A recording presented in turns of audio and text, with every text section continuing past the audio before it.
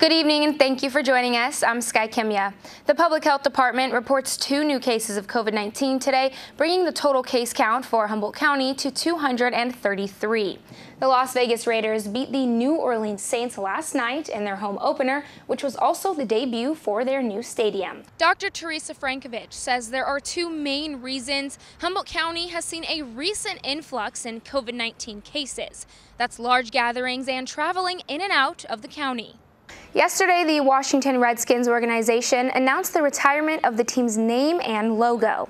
The decision followed years of public concern about the way the name depicts Native Americans. The Seattle Storm aimed to sweep the Las Vegas Aces for the title in Game 3, and they did just that. When the Kosey brothers earned UFC contracts, they also made history. They became the first pair of brothers to fight in the Contender Series. Both won their bouts and are now officially UFC fighters. It has the little sprinkles on it. They look like gumballs. Oh, that's the yeah. I call them jimmies. You call them sprinkles, but hey. Jimmies. Yeah, jimmies. It's a Philly thing. All right. Yep. Yeah, it works. Yep. Sprinkles, jimmies. Happy birthday. Colorful. What are you going to do tomorrow? Go to a rated R movie? You're that old, right? Oh, wow. Have a good night. Thanks, Dan. Roughly 2% of high school student athletes receive athletic scholarships to compete in college. That's according to the National College Athlete Association, and more specifically, less than 4% of high school basketball players receive scholarships to play at the 4-year level. So it's safe to say receiving a scholarship is not easy. But for 2 former Humboldt State University basketball players, not easy was an understatement. I spoke with Cameron Curl and Madeline Hatch, who started 4% Hoops less than a month ago, a business committed to helping young basketball players join that 4%.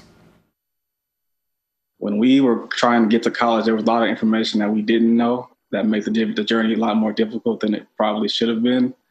So we feel like we can impart our wisdom and things that we've learned to help other people. Also use other people's stories of success to motivate the younger generation. Curl, a leading scorer in Fort Worth, Dallas, voted to first team All-District by the end of his senior year, only received interest from one Division III school. So he let go of his dreams and turned to a 9-to-5 customer representative position.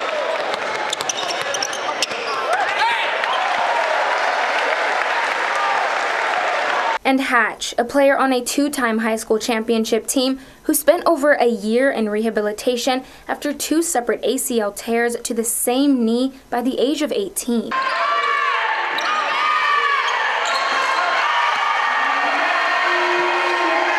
Two outstanding players, they loved the game, but wondered if they would ever get the chance to play at the next level.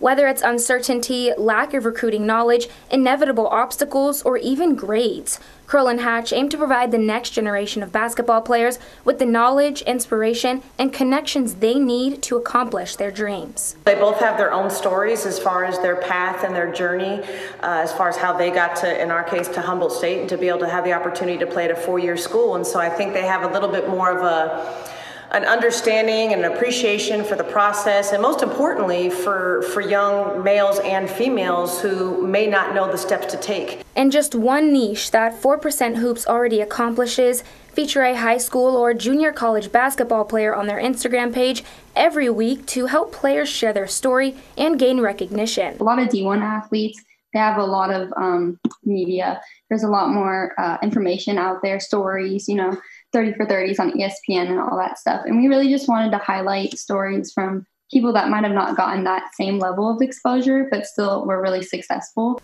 With hundreds of hours invested into a business that is less than a month old, Curl and Hatch have already reached an excess amount of platforms and players that believe in 4% Hoops. Anyone interested in learning more about 4% Hoops or contacting Curl and Hatch can head to their website at 4percenthoops.com or visit their Instagram page at 4% Hoops. It was not even a week ago that Humboldt County Public Health Officer Dr. Teresa Frankovich gave business sectors such as gyms and fitness centers the go-ahead to reopen once they have been certified by the Emergency Operations Center. Health Sports CEO Susan Johnson wasted no time in starting the process. It has been a lot of work. We have a lot of new things that we have to do, moving all the equipment around to make enough space. But at the same time, we could get creative Johnson and her team are excited to welcome the community back. Safety advancements were implemented in the Fortuna location that opened for one-on-one training in May and are now keeping the rest of the locations clean and safe. This microbiotic lining, although it is hard to tell, decontaminates itself after every use. It is reliable for up to 30 days before it needs to be changed, and the Fortuna location was able to implement these and open early after Johnson realized her competitor was open in Fortuna as well. And so we went ahead and made ourselves compliant. In exchange, I think they respected that we were doing that, the authorities. And in Fortuna, they were good about it. Along with the new Monday through Friday open schedule, HealthSport is utilizing a new online tool to let members know how full each gym is. All you have to do is head to their website and click Check Status under the Club Capacity headline. On our website, it just says capacity load, and then if it says red, if it gets to the point where it's red, they can't come in at that time because capacity's already been met. With 4 locations reopening in one day, manager Doug Hartley is full speed ahead in ensuring that all members and employees feel safe and comfortable as they work or work out. People don't feel safe coming into this facility, they're not going to come back. But now, in light of the whole pandemic, it's really brought things to the forefront where, yeah, we need to make some changes, and we have made some changes. So I'd like to, again, believe if people come back, they'll see those things. After 3 months of not being able to work out in a gym, HealthSport members talked about what it is like to walk through the doors again. I think it's great, and they have it set up pretty well here. You know, there's sanitary stations all over the place. As the county reminds people that COVID-19 numbers may go up as sectors begin to reopen, it is important to pay attention to safety precautions and county orders. In Eureka with Redwood News, I'm Skye Kimya.